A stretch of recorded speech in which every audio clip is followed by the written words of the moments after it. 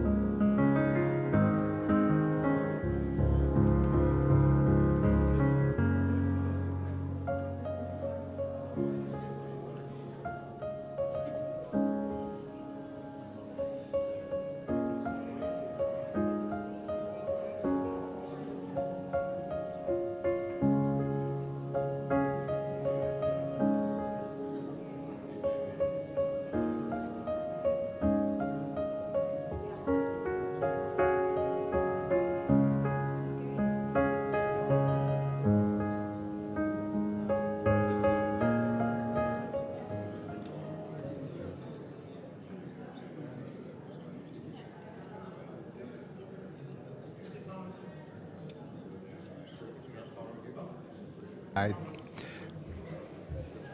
now we're good. All right.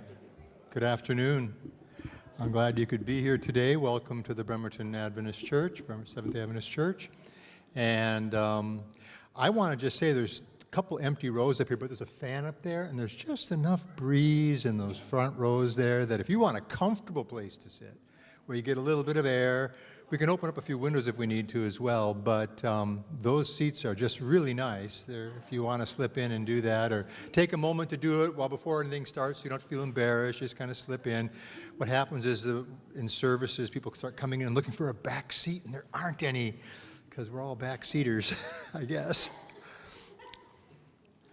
Well, welcome. We're glad you could come, and it's really it's easy and hard. It's easy and hard because there's so much good material. It's easy. And it's so hard because there's so much good material.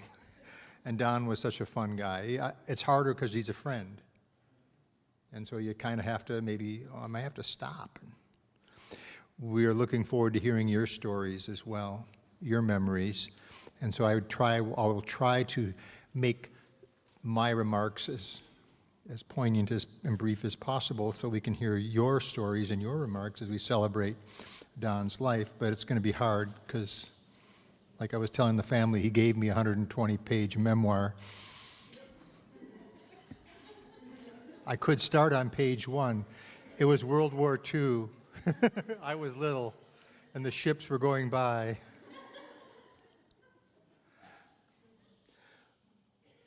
Welcome. Glad you're here. Let's pray. Father in heaven, we're just so glad to be here today. Sad glad, Lord, you know that. We're glad because we were blessed for so many years, and it's been so great. And it's been hard, but it's been good. And we just want to thank you, Lord, that we can maybe see your hands in all of this, and maybe realize that there's a whole lot more yet to come. So grace our afternoon. In Jesus' name we ask these things. Amen. All right. A scripture reading that was one that Don, I know, loved, because you have to understand, I'm Polish like Don is Polish, and we had a lot of conversations, which we'll hear about more later. But it was prophecy that really made for Don, the Bible, a book that was very treasured by him. It was prophecy that convinced him of its authenticity. He fell in love with Jesus, and he wanted to know if the story was true. And so he wanted to know that therefore this book had to be true, and he said it was prophecy that did it. And of course, at this time, the best prophecies are the last ones. Revelation 21 verse 1 says, I saw a new heaven and a new earth. For the first heaven and the first earth passed away, and there's no longer any sea. And I saw the holy city, the new Jerusalem, coming down out of heaven from God, made ready as a bride adorned for her husband. And I heard a loud voice from the throne saying, Behold, the tabernacle of God is among men, and he will dwell with them, and they shall be his people, and God himself will be among them. And he will wipe away every tear from their eyes. There will no longer be any death. There will no longer be any mourning or crying or pain. The first things have passed away. And he who sits on the throne said, Behold, I am making all things new. And he said, Write, for these words are faithful and true.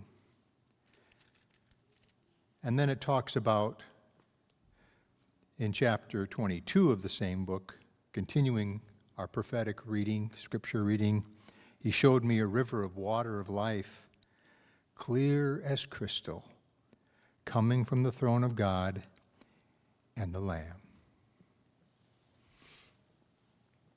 Don's life sketch, there's Robert, okay. And I need to know where Barb and Lisa are, because they might help me with singing. Don's life sketch, I said I could have bought the 100. He would have loved me if I did this. He'd have been very happy if I'd have done it. I know he would have. If I took out the whole 120 pages and started at page 1 and read his whole life memoirs to you, he would think that was great. I know him well enough, and you know him well enough that that would be a joke. But would it have to be? You know?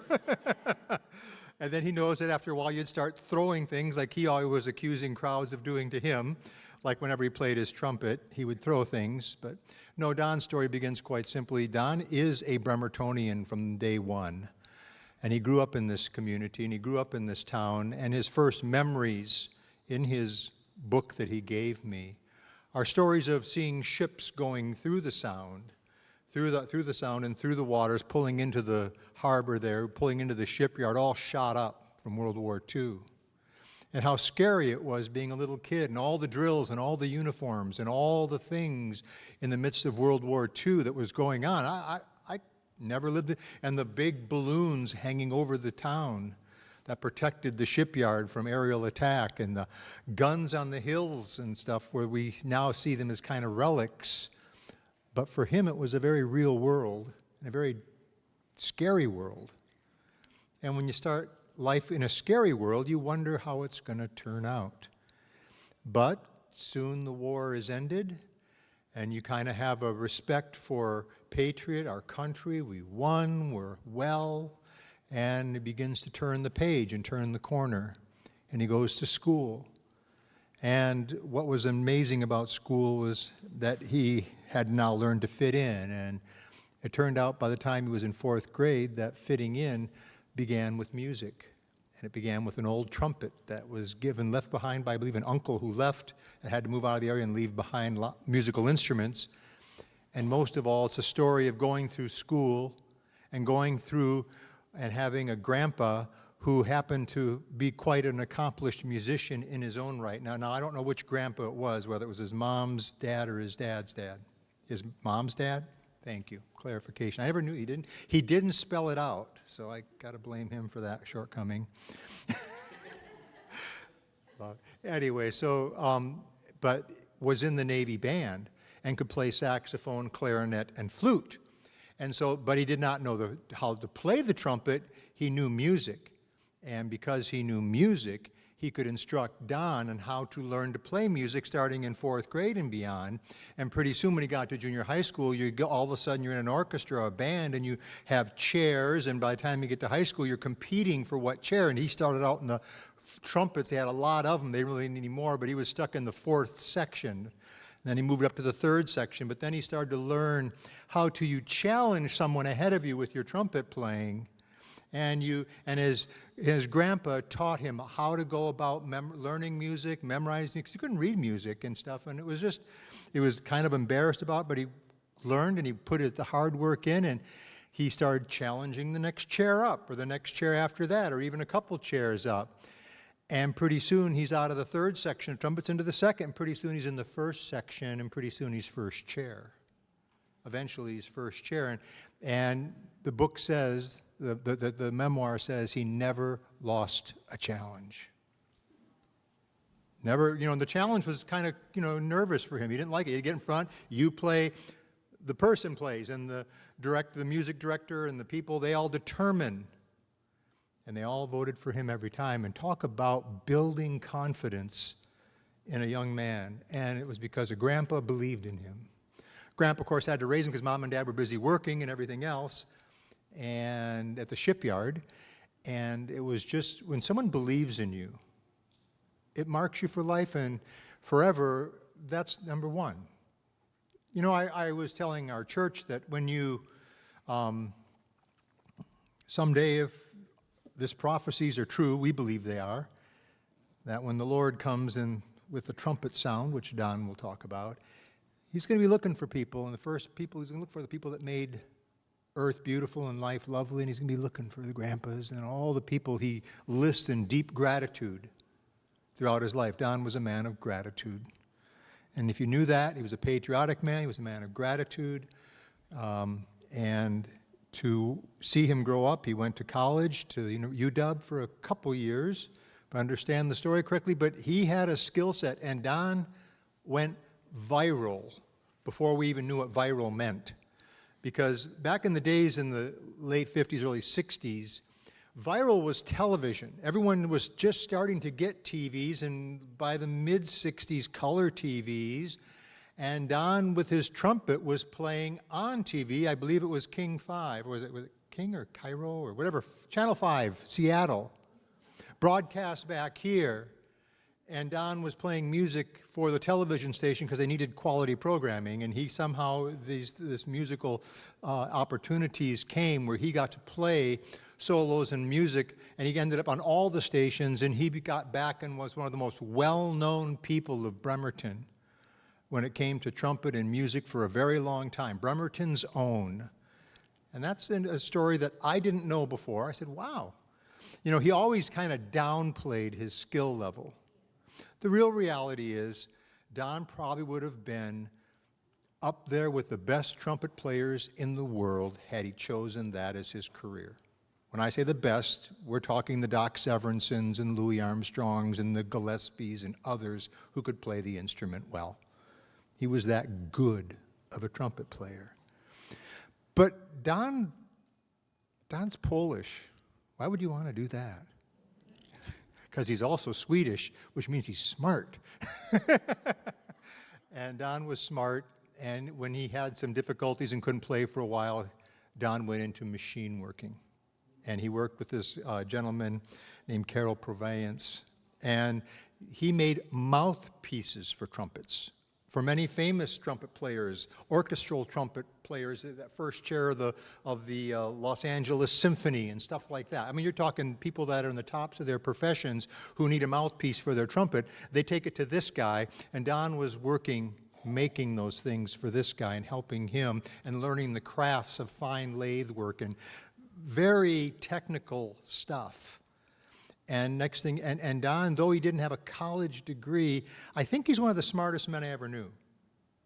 You know, he was there, he was up there. He was up there. So he goes through that, and over that he gets promoted. He gets a lead for when he had his lip, he had a front tooth problem and he couldn't play for a while, and he was working with this Karol Provence. And he then met some other people through that who suggested that he works for Northrop Grumman. And he's worked on things like, his machine skills got so well, put it this way, he helped construct some of the things for the Apollo program as well as the X-15 spy plane, whatever, you know, it's a very, very fast spy plane. And he helped machine parts for those government projects with the company he worked for.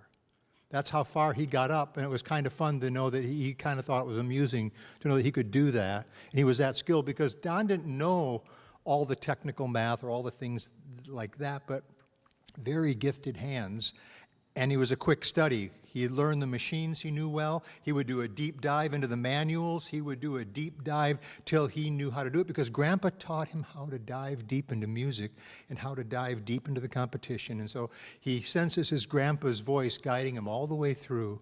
And he applied that principle of dedication and deep diving into everything he did in machine work and everything. And it's kind of funny. I can now say I know the person who helped build the X-15, and I know the test pilot who actually tried it out. That was a guy I met when I was in Colorado Springs. He was a retired Air Force colonel, and he was a test pilot, and he tested out the X-15. So I feel kind of like I've come full circle with Don. Well, that's okay. That's okay, Ralph. You know, I know the guy who built it. No.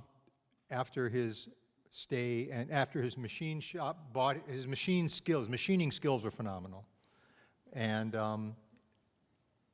he put the same intensity and passion into his machining skills as he did into his trumpet playing. And thus, when you do that kind of work, you only get excellence. You get excellence on the other end, and everybody saw it, and he wasn't braggadocious about it. And he just humbled his heart, went into it like his grandpa taught him, didn't try to push it, and it came out the other side. Came back up here when there was a slow time down there. I'm going to skip over his love life. I'll let the pictures tell the story and the family tell the story, except for a few notes that he always considered the women that he had the privilege of marrying in his life smarter than him. They had degrees. They were skilled, and they were brilliant. And Gloria was an RN, and she did really well in her classwork, and he was looking at the books and going, that is, you know, he never did that Don was a genius in his own way, but he always appreciated their genius as well. And he met Gloria while down in there at the place they were living. There was a swimming pool, and next thing you know, they're dating and they're married. And then in a low time, they came up to Bremerton, and we're bringing the new baby, Wendy, up to visit the family. And well, here's where we want to live. And they ended up taking a pay cut at the shipyard. He was only, at the time he joined the shipyard, down in California, he had applied for 3 jobs down there because of the slow economy. Came back up here to bring the baby up. When he went back down to grab his stuff to move up, he discovered he had taken almost a 75-cent an hour, $3.75 an hour he could make down in LA to $3.15 an hour at the shipyard, which was a good pay here at the time, but it was still a pay cut.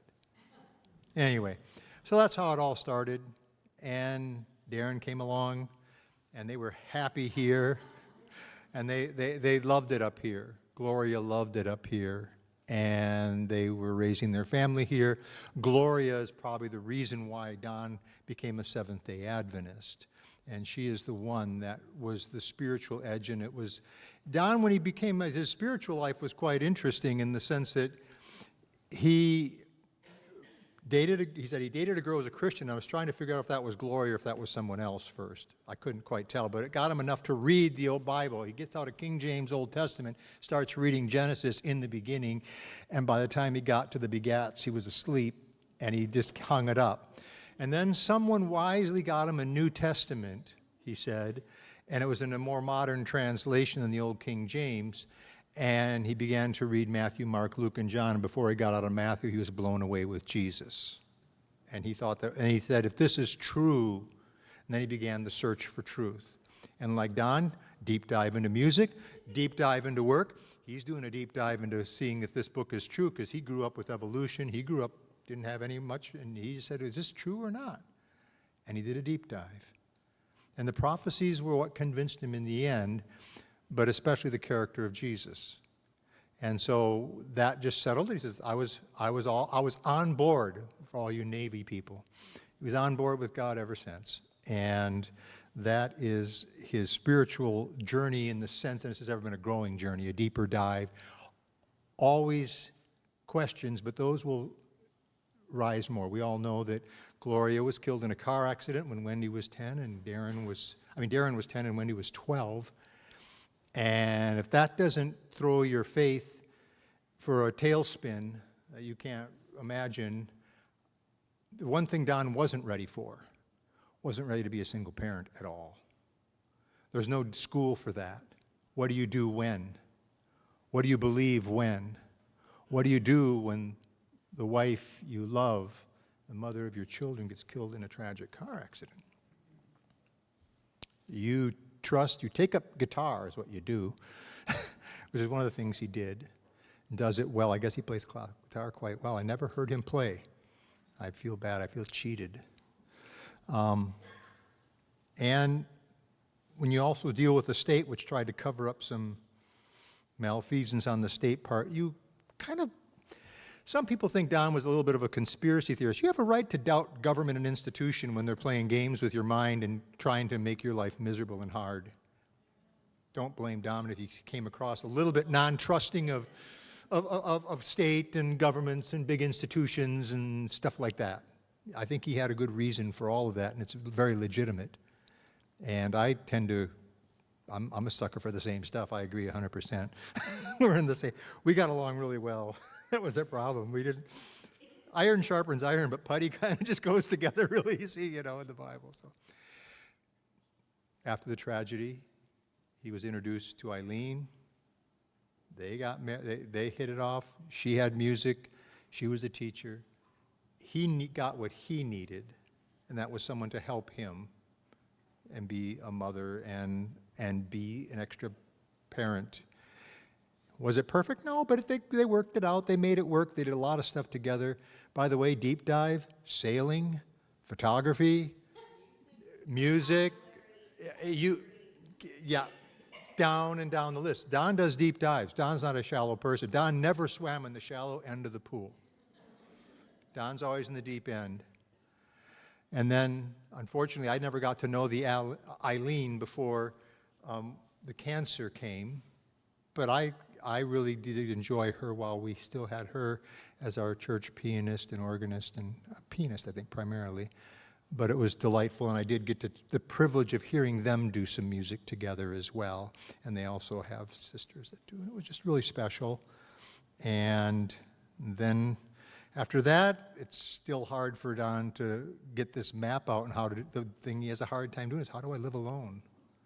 No one gives you a manual for that. And he knows from the Bible it's not good for man to be alone, so he keeps searching, and he doesn't hold it against anybody. He just never worked out with Carol, but he loved her dearly too. And I accuse Don of being a gold digger. And I said that to him, and I said, but the trouble is, Don, you're good at it. You struck gold 3 times. Every one of the women that were in his life were golden to him, and they were precious to him. And so we'll get your stories after this. That's his life story. But I'll leave you with this point. When it was told to him a few weeks back, a couple months back, that his cancer had spread and it was now terminal, and he had just a few months to live at best, Wendy was saying to me that she was kind of, "Aw." He goes, No. I got a date with your mom, because about 6 months before Gloria was killed in a car accident, she had said, if I ever go first, we're going to meet by the river that flows from the throne of God. So what we're going to do today is share with you Don's favorite song. And which is kind of funny, it was also, besides being Polish together, it was the first song I ever learned as a non-believer, non-Christian. I was in junior high school, and I sang it as a solo in a competition, Shall We Gather at the River. So, and we're inviting you to sing along with us, so I'll invite Robert, and if you want to come up, and we're playing it in the key of C, and we'll just accompany the group. And you can all sing along, and you know it. And then you'll have to run the slideshow at the same time. The lyrics out.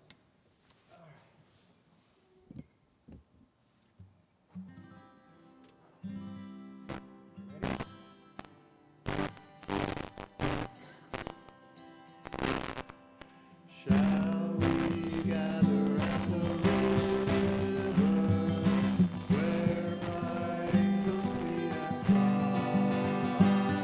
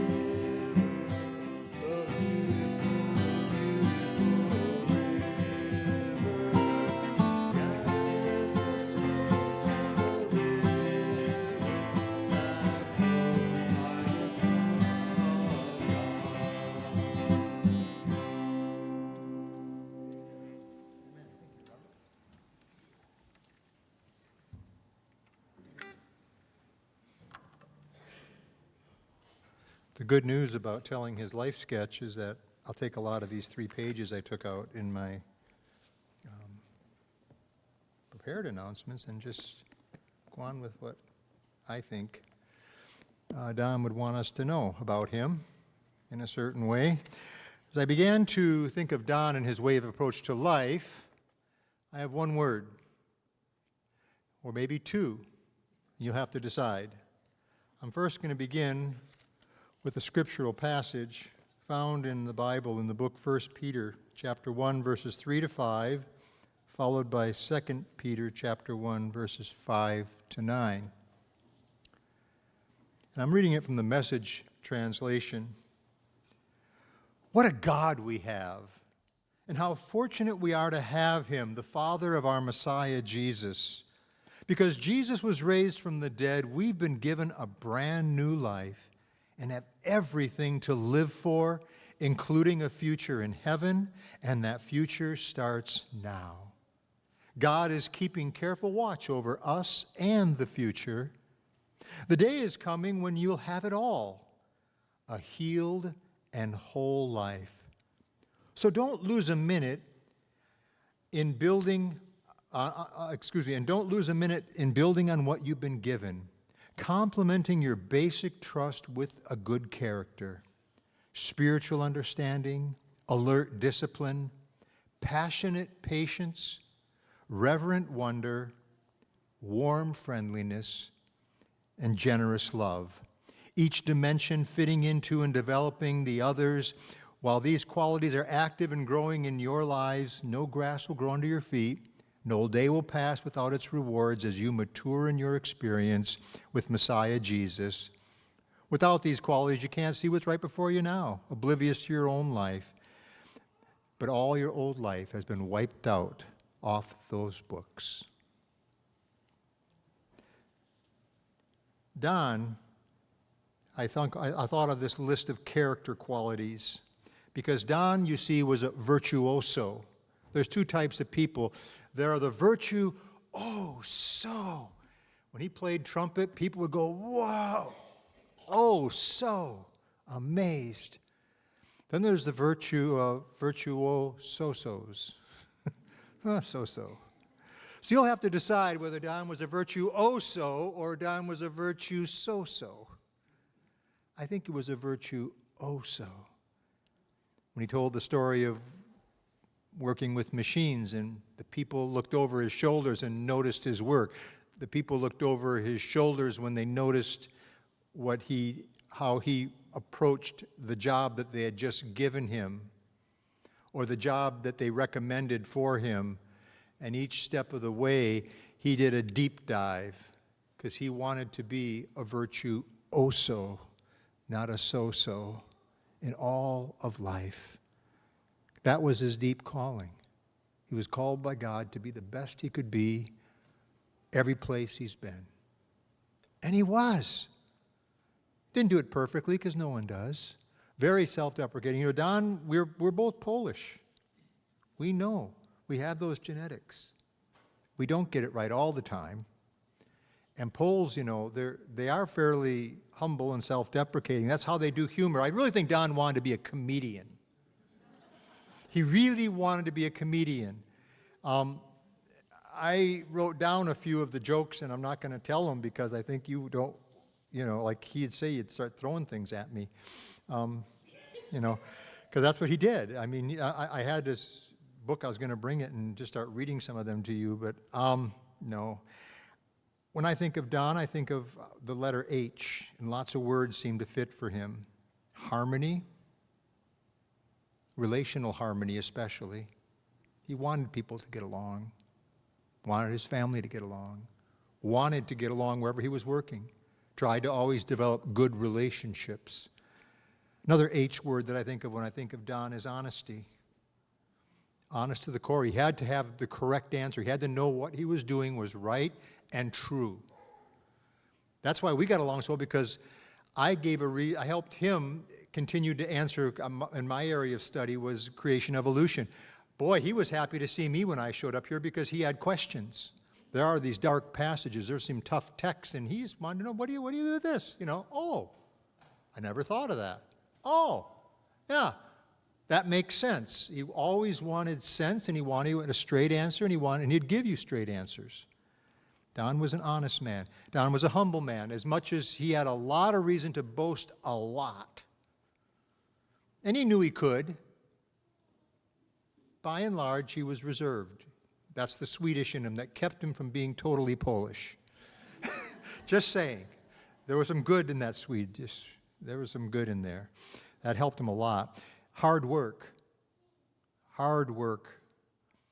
But hilarity, honor.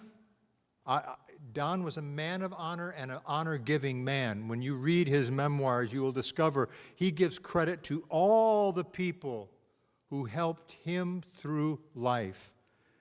They don't get a footnote. They get a paragraph up early on, every step of the way, all along the journey. He was always giving credits to people who he was grateful for. That made his life what it was. But most of all, and thus Don was graced. I had some G words here. I had the word grace because he knew he was graced. He believed in amazing grace. It was a wonderful thing. And as a result of grace, he was a very grateful man. Don had a lot of gratitude. These are the words I'm summarizing a whole 120 pages that I'm not reading to you. The part that amazed me, though, was that, Don, I said, did deep dives. So when the grief hit hard, he had to have answers theodicy-wise. Don was in the theodicy is the justice of God. Where are you, God, when? And God was with him through it all, but there were times of deep doubt that he had to wrestle real hard. There'll be some difficulties and questions that God will have to take care of for him, but in the meantime, there was never a shallow pool argument with Don Podraza. It was deep dives all the time. What do you think of this? What do you think of this guy? What do you think of that guy? He's always watching stuff on, especially toward the end of his life, he's watching lots of stuff on TV, good and bad. Some of us saying, Don, don't waste your time on that. Go through this. This guy's all wet. But he was curious. He had an amazing curiosity for life. But he had amazing love for God. And really the idea of God's existence in the book was real. Pretty much grounded him. He didn't get too upset one way or the other most of the time. He was truly a steady Eddie spiritually.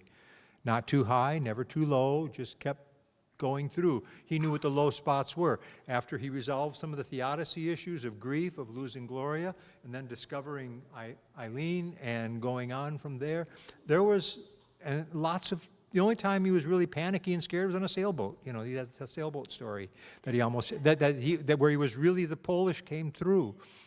The judgment was gone. We're going to take the sea. We're going to take the Muslims. Whatever battle we got to go fight, we're going to go do it and we're going to win. And he did, fortunately, but it was close. And he always told the bad stories of humor that related to why the Navy and why you wear dark pants as a performance musician, but those are the bad jokes. That's Don. And that was his, he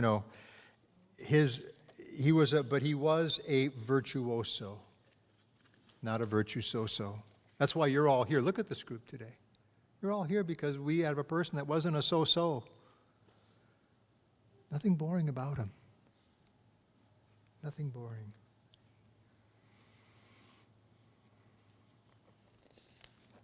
All right. No, I think I covered all those things in this story earlier. All right. It's your turn. Now it's your turn to tell Stan stories. So I'm going to need a little bit of help here. I'll give out a couple mics, and I'll give out this one. But if you have some stories you'd like to tell about Don, some memories and stories, I'd like to have you take a moment and share with us, because there's a lot more you can say than I can. And we have a little video for you in a bit, a song later. But in the meantime, here, I'll take one and you'll take the other. We have a hand up over there. And if you just want to share a Don story, here, I'm going to let Darren have first. You get first, Darren. The song? Yeah. Well, the only other time he was truly scared was when he was teaching me and my sister how to drive a clutch. That's the only other time. But some of the people here in this room have known him longer than I've been alive, and he was very grateful for all of you. You were an extended family for him, and I appreciate that. You're all special. Thank you for saying that, because I didn't know who some of these people are, but they're all in the book. I know Dawn when I first came here, late of 2017, during the Wednesday night and the Friday night for worship. And he always there to be present for the prayer meeting. And the most amazing is, before the pandemic, we had our every Sabbath potluck, and he was there at the potluck with Willard, always getting some dessert, you know. He enjoyed that very much. There was 2 times that he went to the house to join our family potluck. We enjoyed, even though it was pandemic. And the most unforgettable things and topics that I will not forget of him, when we are almost to have a wedding and I want him to play the trumpet of 645, God of our fathers, you know, for the exit. And he said, oh my, I'm very good in playing trumpet when I was young. But now I need to wear my brown pants. Because you know what? More of the air, but less of the air from the mouth, but more of the air down. So I said, okay, don't worry about it. Don't play anymore. Unfortunately, it's a repeated joke. It's one of the standby routine.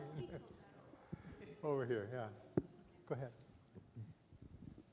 This is pretty hard for me. Many of you know that Don and I had a special friendship, and I made a few notes. I was a first-chair trumpet player in college, so I thought it was adequate.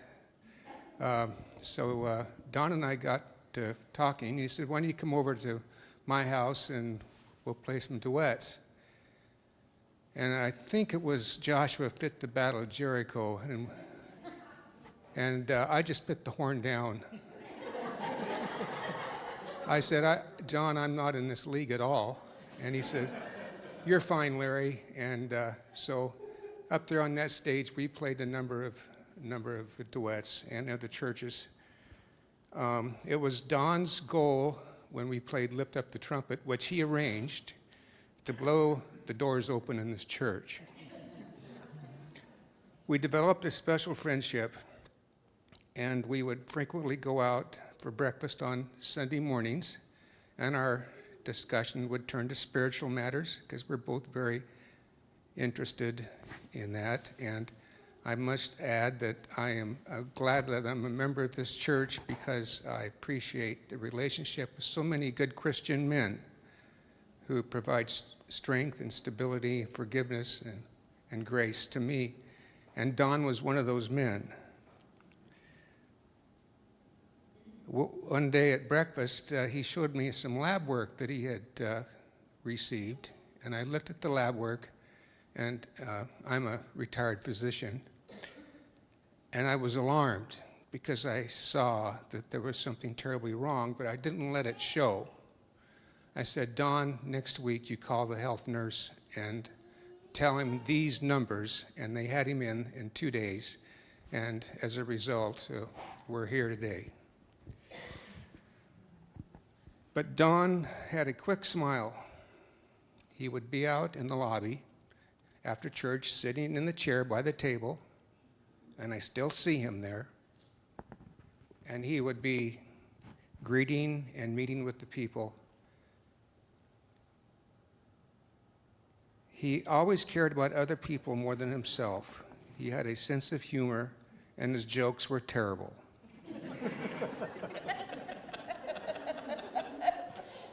That chair will be empty for a long time. Oh, by the way, Gabriel, there's a new first chair coming.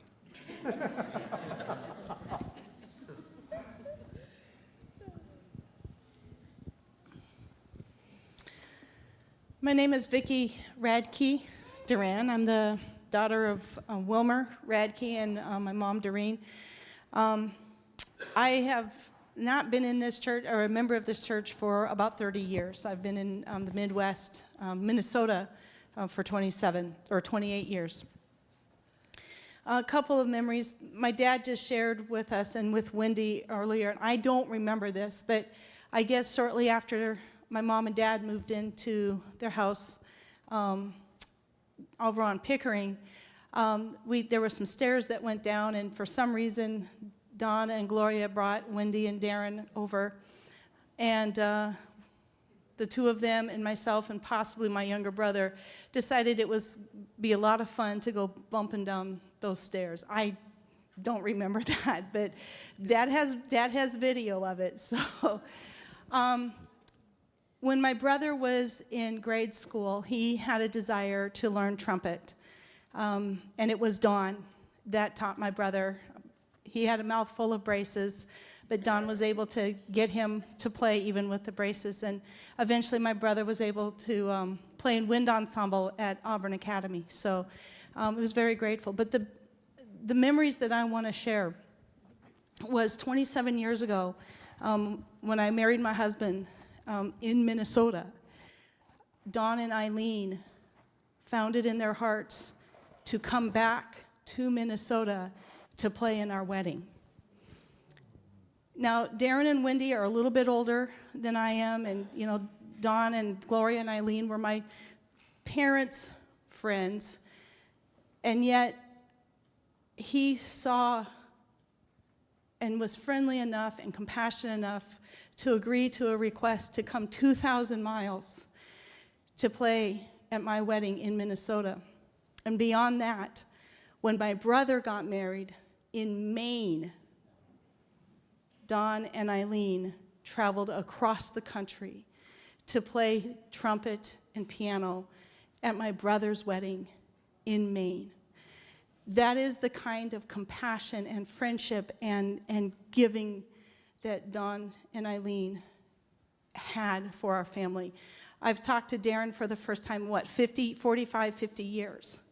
And I've talked to Wendy. Wendy and I didn't have a chance to get to know each other well. She's just a little bit older than I am. But I see the same compassion and love and generosity in Don and Gloria's children that I saw in them. And I'm just so grateful that Don, Gloria, and Eileen's legacy lives on.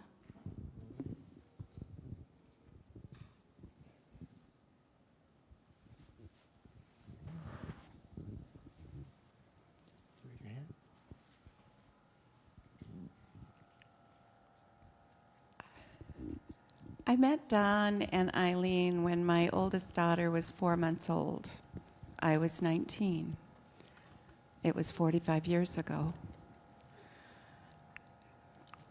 A few months later, I'm walking through a store, and I'm with my dad. And my dad says, "Oh, hey, Dawn." And Dawn stands there and says, "Well, hi, how are you?" And he's got this chatterbox thing going on, and my dad's chatting it up, and Dawn and I both said hi to each other. He says, "Well, how do you know each other?"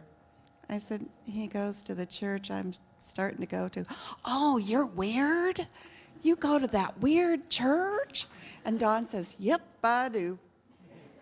And he says, "Okay, so it's okay that my kid is weird." "Yep, it is." And so that was the start, and Don and Eileen became very important to my girls and I.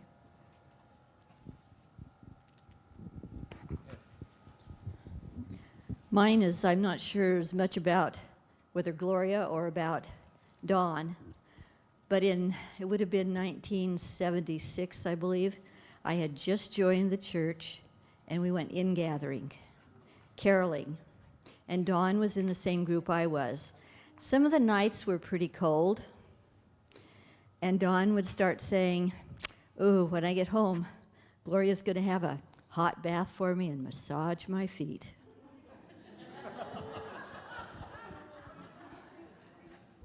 Wow. Over here, okay. You know, Don didn't only play the trumpet, he also sang. How many of you have heard him sing love songs? I was first introduced to that on our 25th anniversary. Our friends actually had a big surprise for us at Podraza's home, and Don sang some love songs there, which was really special. And then as our children grew up and each one got married, and we had receptions here in Bremerton, though they didn't get married here, he sang love songs at both of their receptions, and he just oozed appreciation for their love stories. It was really fun. Oh, you know.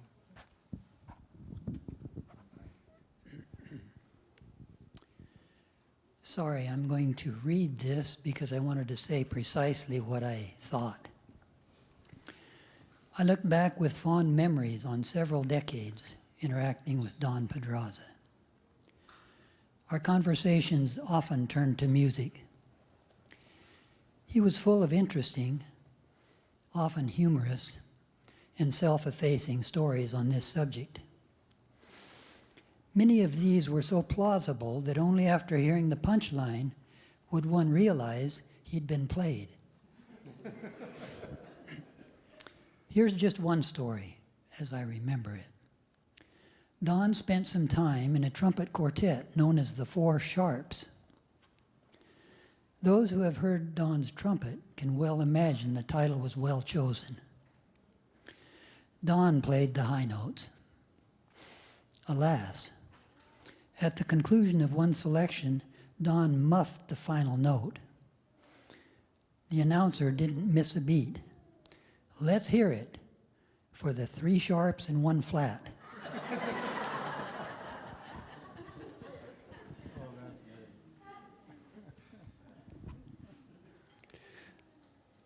I'm a relative new person to the church here, like 2019. I guess I'm a little taken aback by folks talking about Don in the 1960s and 1970s, but I'm here from 2019, and you know when you start going to a new church and you're just kind of in there, and you know people are coming by and saying hi, how you doing, you know, the usual stuff. Well, Don came over and started chewing my ear off, and I'm like, you know, who is this guy? And we'd go to potluck, and he'd sit next to me and start talking about this, that, and the other thing. And he just really made me feel at home. You know, it's like that. You come to a new place, and you try to pick people out, and sometimes they pick you out. And Don was that kind of guy that would, you know, pick out the new guy and just make him feel at home. And so you guys had a real saint here at this church. Thank you.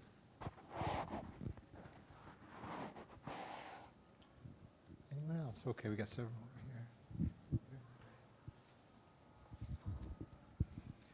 I've got three things that I remember of Don, amongst many.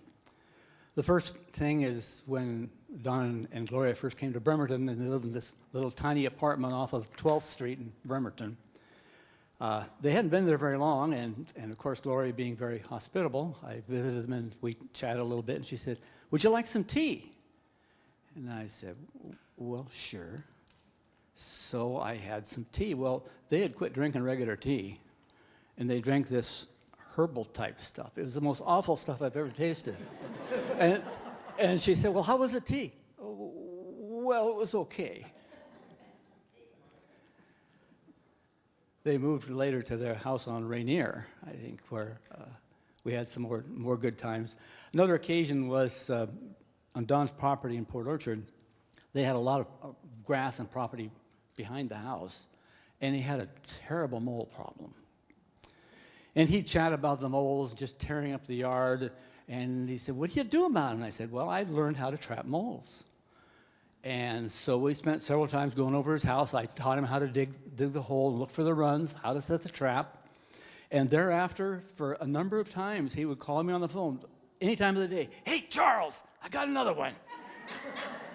And that went on for quite a while. He was quite successful as a mole hunter. It was good. Deep dive. Deep dive, yeah. And the last I remember is a couple of weeks before he died. I was visiting his house, and Don always seemed to wear a heavy coat. He'd come to church, and I'd just be cooking, and he'd be not even wearing a sweat. Well, I went over to his house, and here he was sitting in his chair with his muckluck hat on. I mean, the coat was just the biggest one he could get, with a baseball hat. It was about 85 degrees in that house. And he said, "You look like you're hot." I said, No, it's okay. But we had a good visit. We spent probably a little over an hour there talking, and it's interesting. Every time I visited him or conversations, they always ended up coming back talking about Jesus and his hope for eternal life and what was happening. That was a big thought on his mind. Yep. There's someone over there? Okay. Did your hand up? No? Oh, Bill. We used to go to Don's house on potluck after Sabbath. And Don and I would sit down. He'd tell me all about when he was doing the war. He played with Benny Goodwin, some of the big bands at that time, being a trumpet player. And he just loved to talk about it. And you can tell his face would light up when he talked about being with big bands and playing during the wartime. Yep. All right, anyone else? Any other stories? Yeah, front family. Hi, I'm Dawn's granddaughter, Elizabeth. I had wrote something, but hearing all your guys' stories, I feel like I want to touch on the things that you've said. He did deep dive into everything. In fact, he passed that lovely gift on to most of us here. And I think all of, maybe you guys thought this about him as well, because a lot of people think it about me, but we're a little neurotic. We get really excited and really interested in something, and we just can't leave it alone until we've mastered it, or whatever that might look like for whatever the topic is. Even in the last year, he took a deep dive on mushrooms.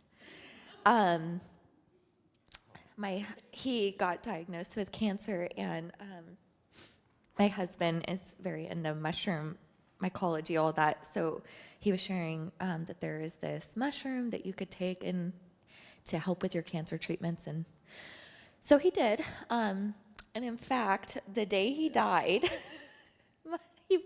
we were all there, laughing, telling stories. It was really beautiful, and he was in the other room, and Evan went to go look for something in the kitchen. He opened a cupboard, and there were just hundreds of dollars of mushrooms. And we laughed so hard because we're like, gosh, that is just so him, like that is, yeah.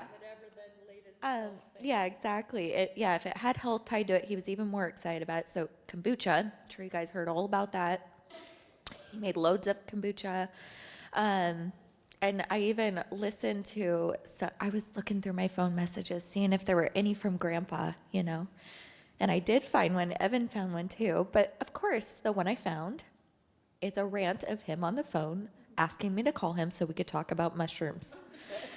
And he said, "You're more of an expert than me, but I need you to call me because we got to talk about it." I said, "Okay." And he's laughing, because he just had this gleeful energy about him. And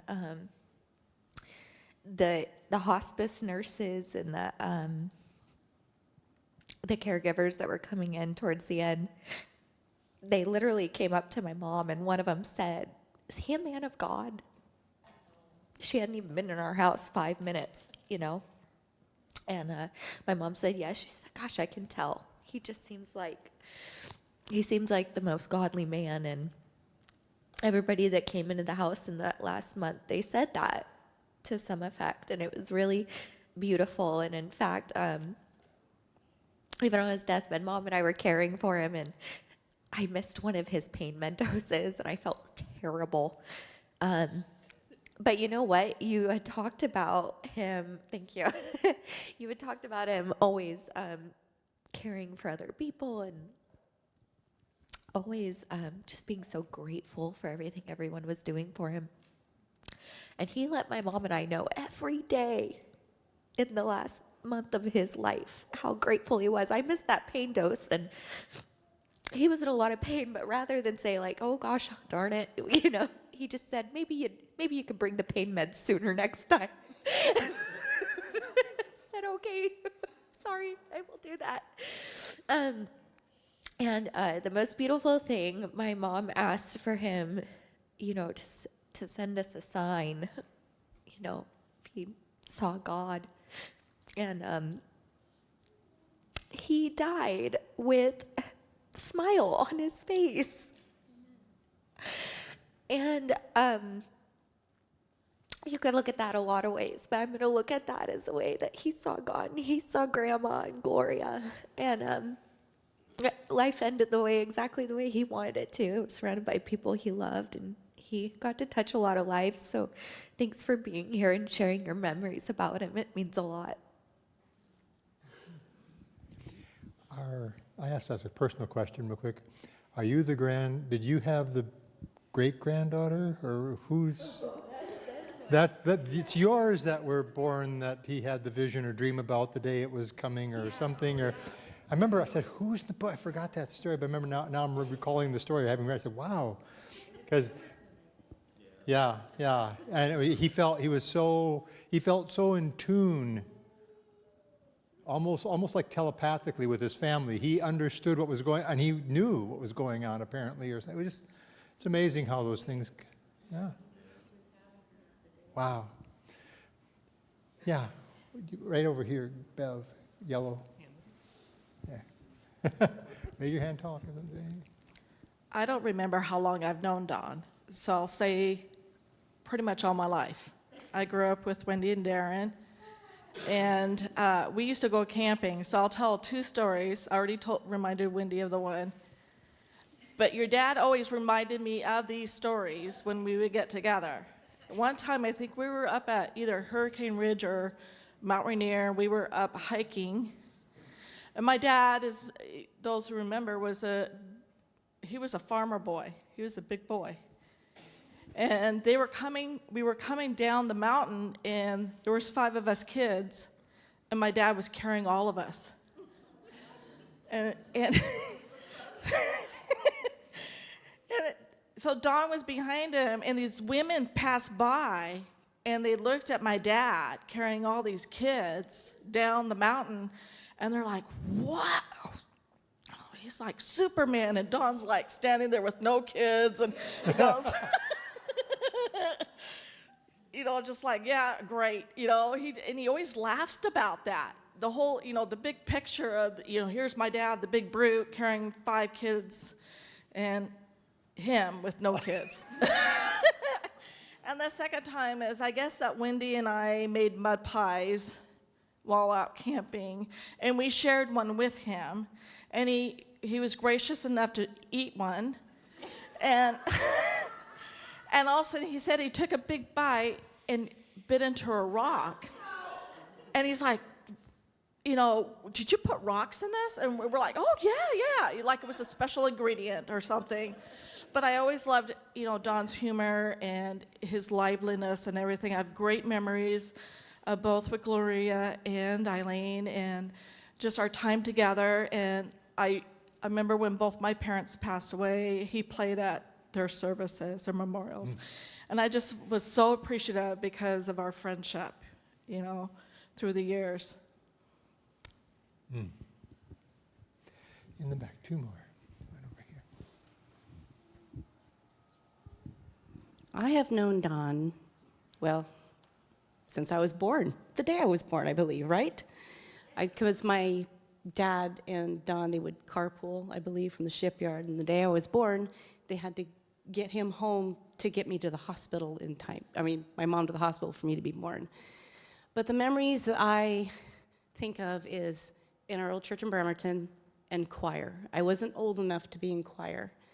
And I remember Don singing those low notes and thinking, wow, that is so cool. I want to be in choir. Another memory is we visited Don and Eileen, and he was into making root beer. And while we were there, things were exploding down in the basement. He had us try his root beer, and it was not amazing, but it's something I remember very clearly. Like, you're making root beer in the basement. I love root beer, but I don't love this. The last memories I have mostly is when he would play his trumpet for the vocal group that we had here years ago. And my favorite was always Joy to the World, because he would start with that fanfare, and it was just so beautiful. I would forget to come in and start singing just because it was so amazing. But he truly had a gift. He was always someone that was laughing about just about anything in a conversation, and he wanted you to get his joke, even though he's the only one laughing. But I look forward to heaven and seeing him again someday.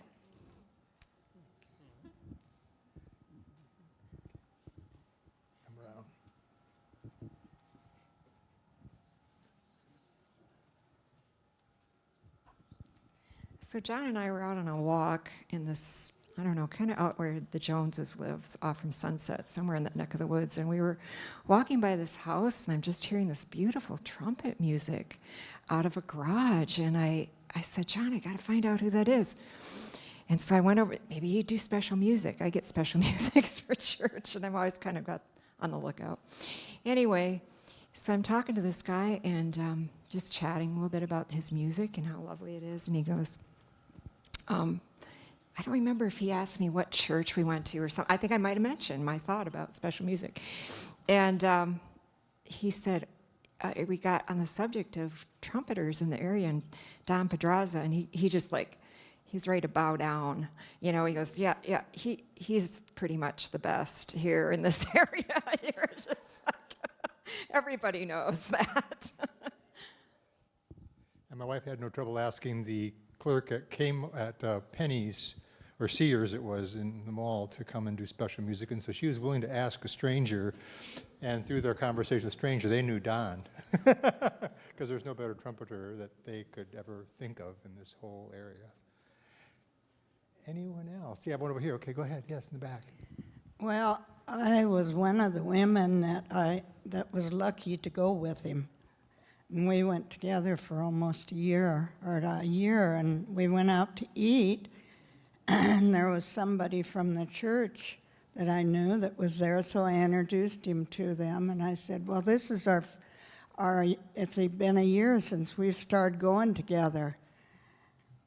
And then I proceeded to say, why don't we get married? That was the end of that. But we never went out again after that. But we did talk to each other, and he did call me up and say that he had the cancer and was not going to make it. And that was sad, and I went on vacation, and when I came back, he had passed. But he was a neat guy. Whether anybody knew it or not, he was a neat guy. Well, I knew Don and Gloria because my son was the same age as their first son, and I didn't live too far from 12th Street at that time. So Gloria and I would visit occasionally, Don not so much. But I do remember my mother for her memorial, she requested for Don to play the trumpet. Well, by then he was not as comfortable as when he was younger. but he did respect her request. He was very appreciated.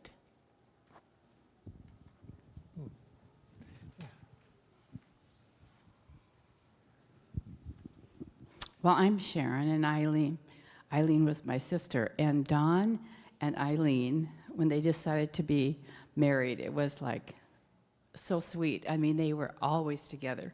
And I said to Don, you still have that dumb tempo, you know? And he goes, well, I can't get rid of it. Eileen wrote in it, you know? And I thought, well, it's pretty old. But anyway, another thing is they would, I don't care if it was Costco or where, we're going together. We're all going. She's gonna go to Joann's and get some fabric. Well, Don's going. And I thought, that is true love.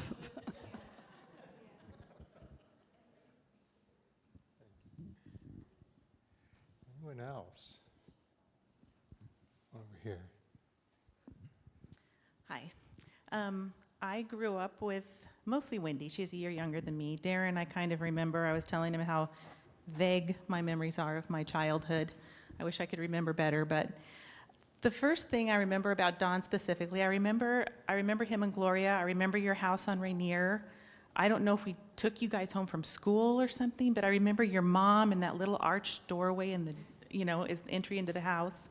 Little snippets of memory. But I remember Don teaching early teens in the old Bremerton church. And I think he was married to Eileen by that time. And I just have this very strong memory of us being up there. We met in the mother's room in the big glassed balcony area above the main sanctuary. And it was just, he was such a mellow guy. He just talked.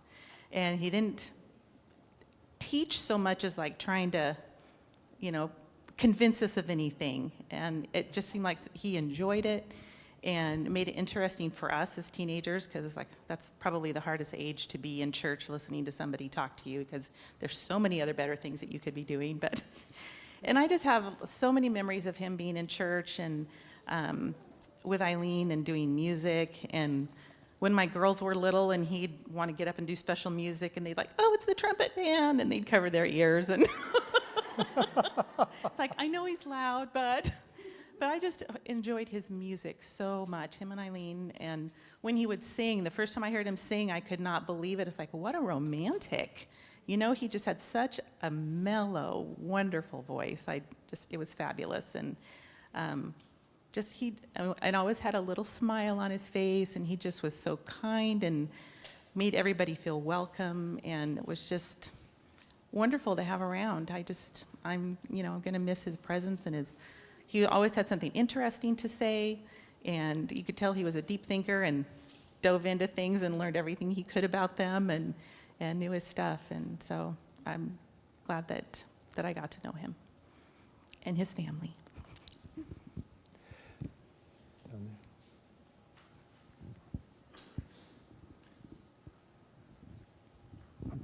I have a question. So I kind of grew up with some of the younger people here. Julie, you're the oldest one here, though, so far. So I'm one of the younger ones. I'm younger than Don.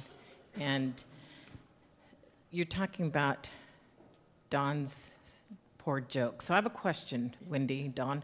Was your dad in the Mickey Mouse Club? No. Okay. Was see, your dad a what? Well, he was telling us someday, we were at his house at the church one Sabbath, and he told me that, and I'm kind of, gullible, and I didn't know whether to believe him or not, but he told me that, yeah, he played on the Mickey Mouse Club, and I never knew whether to believe him or not. No, he could have played for Disney. When that's the point. During his time in L.A., he could play in a lot of the studios, and he could have played for Disney. He could have had a full-time job playing for Disney. And I think he did play actually for the Mickey Mouse Club. He actually played, auditioned, or did something, and he would have been hired to play. And that's when he decided to take a turn and go into machining. I had a question for the engineers here, those at the shipyard, the older gentleman here. How far did Don rise up, and where did he actually work in the shipyard? Because it sounds like he worked reading, I don't know what he actually did, but he began to describe some of his jobs and how high up the food chain he went. I'm just curious. Wilmer can tell us that. Go give the mic. Or just, do you remember where he worked in the shipyard, and where did he do exactly? Because I know he did go up a little ways there. Well, I'm not the best one to answer that, but maybe somebody else can help.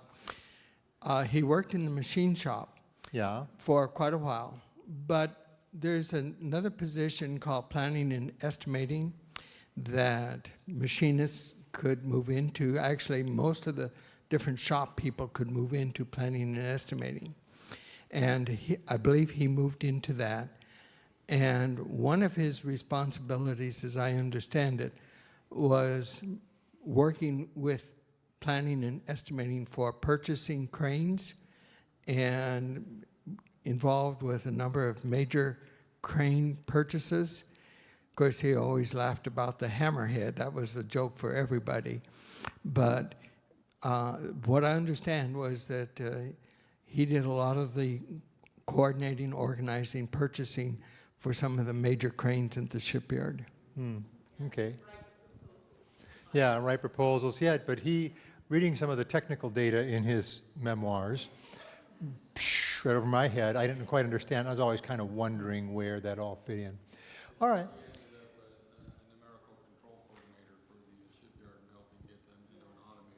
Yeah, because he was transitioning the technology, and I knew that's what it sounded like to me, like working in some computer-aided design. Yeah. We used to talk a little bit about that. I knew computer-aided design to a certain degree too. Yeah. Upgrade, yeah. And he was involved in that process too. Yeah. Yeah, and I remember him from, our family, very young kids, played with Wendy and Darren.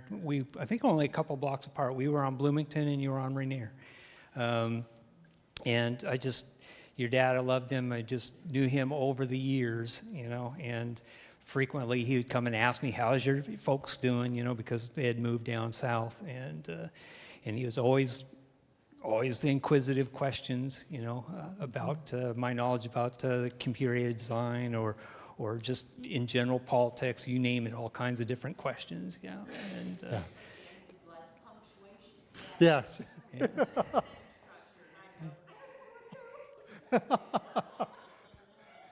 Punctuation and sentence structure. Yeah, he was there's nothing he didn't try to tackle and understand. And on occasion, I'd run into him downtown Port Orchard, tomorrow's the cruise. Yeah. And he'd be down walking around looking at some of the cars and stuff, and I'd run into him down there, and we used to enjoy talking cars and walking and looking at them and stuff. So. Yeah. Yeah. Yeah, he told me he was in the National Guard there, and they were having the Cuban Missile Crisis, and they said, yeah, we're going to keep all the guys. He said he heard the colonel talking to the general or something, and he said, what about Podraza? And he says, I can't help you with Podraza. He's got a letter from Jack Northrop that says he's important to the national security of the country. So he's gone.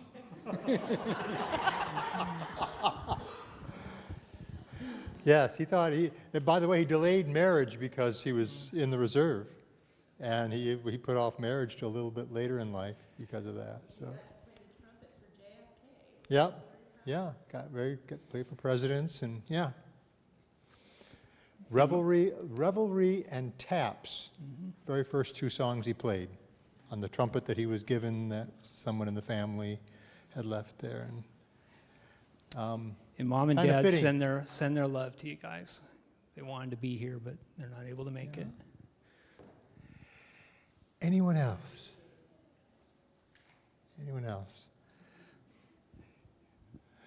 We could probably linger and tell more if we think long and hard enough, but I'd like to conclude with a song that would match Don's theology. One of the things that Don did have written in his memoirs was he had a dream of hearing the trumpet sound. He was into, for a while, a deep dive into shofars, which are the ram's horns, the ancient Israel trumpets that would announce war and would announce calls to worship and other things.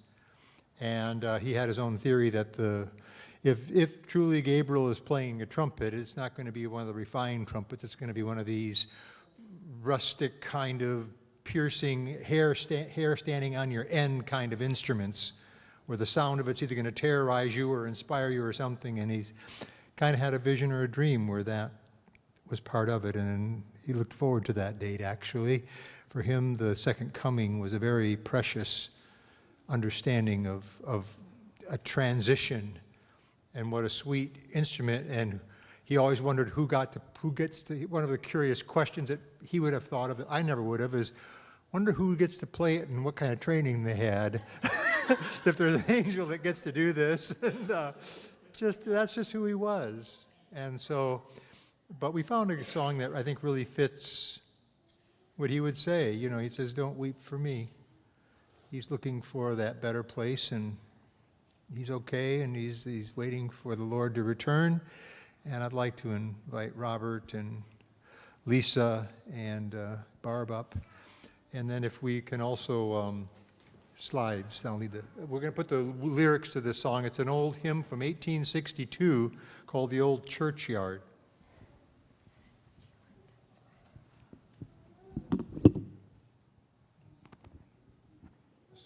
A sward is a grassy hill, if you want to know what a sward is.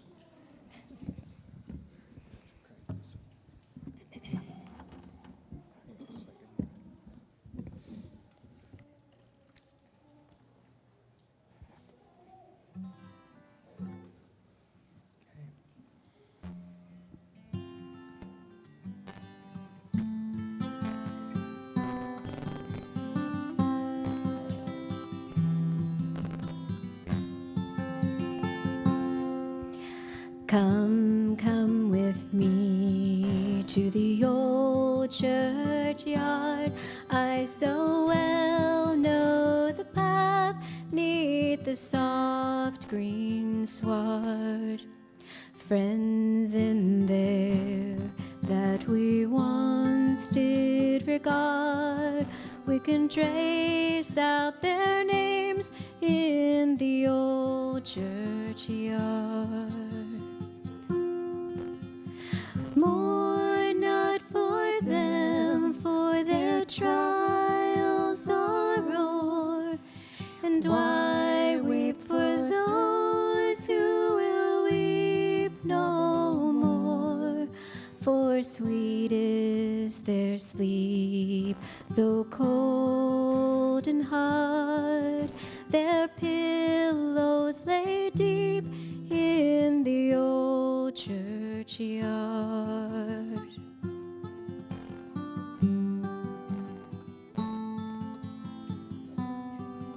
I know that it's vain when our friends depart to breathe kind words to a broken heart, and I know that the joy of life is marred when we follow our friends to the old churchyard.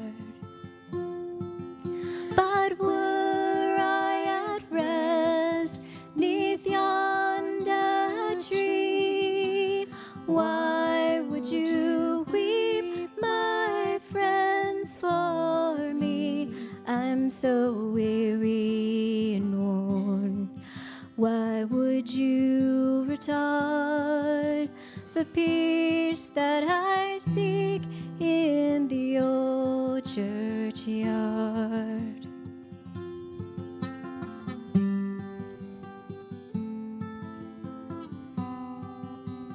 Why weep for me? For I'm ready to go to that haven of rest where no tears ever flow, and I fear not to enter that dark, lonely tomb where our Savior has lain and conquered the gloom. I rest in the hope that one bright day sunshine will burst this prison of clay, and Gabriel's trumpet and the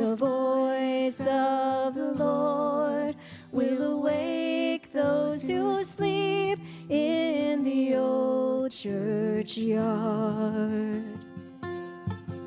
I rest in the hope that one bright day sunshine will burst this prison of clay, and Gabriel's trumpet and the voice of the Lord will wake those who sleep in the old churchyard.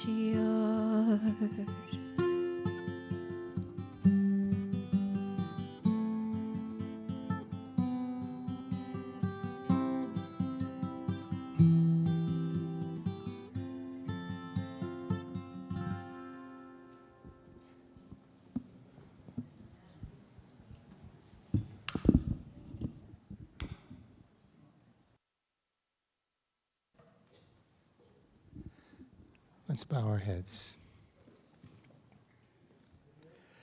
Father in heaven,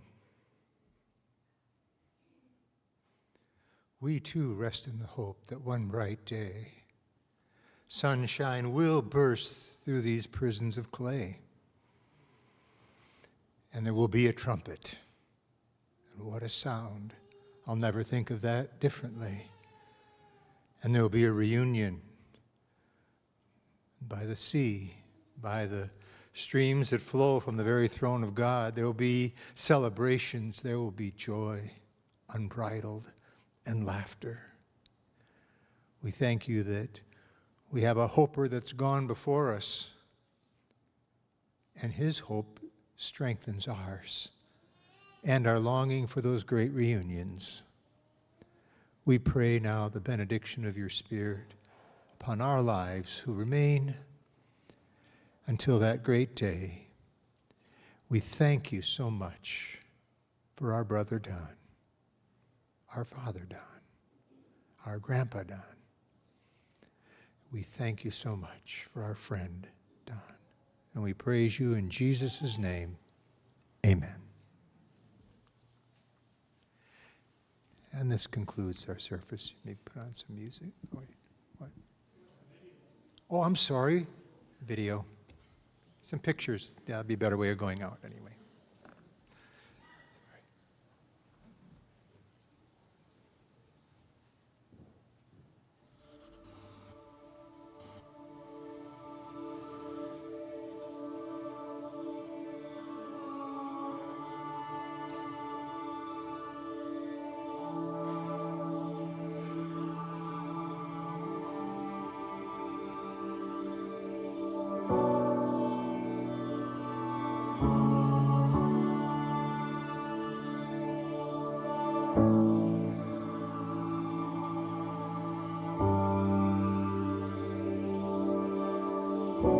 You call me out upon the waters, the great unknown, my feet may fail,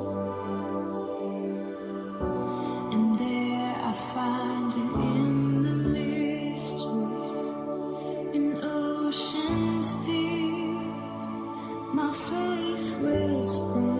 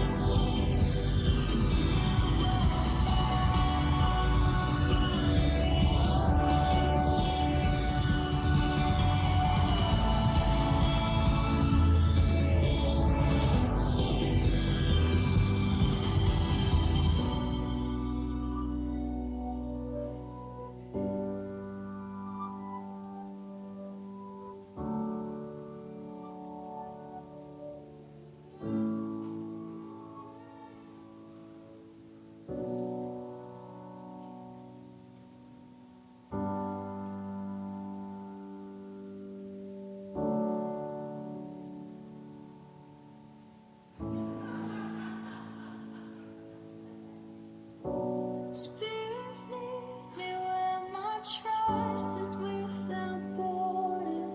Let me walk upon the waters wherever you would call me. Take me deeper than my feet could ever wander, and my faith will be made stronger in the presence of my Savior. Spirit, lead me where my trust is without borders. Let me walk upon the waters wherever you would call me. Take me deeper than my feet could ever wander, and my faith will be made stronger in the presence of my Savior. Spirit, lead me where my trust is without borders. Let me walk upon the waters wherever you would call me. Take me deeper than my feet could ever wander, and my faith will be made stronger in the presence of my Savior. Spirit, lead me where my trust is without borders. Let me walk upon the waters wherever you would call me. Take me deeper than my feet could ever wander, and my faith will be made stronger in the presence of my Savior. Spirit, lead me where my trust is without borders. Let me walk upon the waters wherever you would call me. Take me deeper than my feet could ever wander, and my faith will be made stronger in the presence of my Savior. Spirit, lead me where my trust is without borders. Let me walk upon the waters wherever you would call me. Take me deeper than my feet could ever wander, and my faith will be made stronger in the presence of my Savior.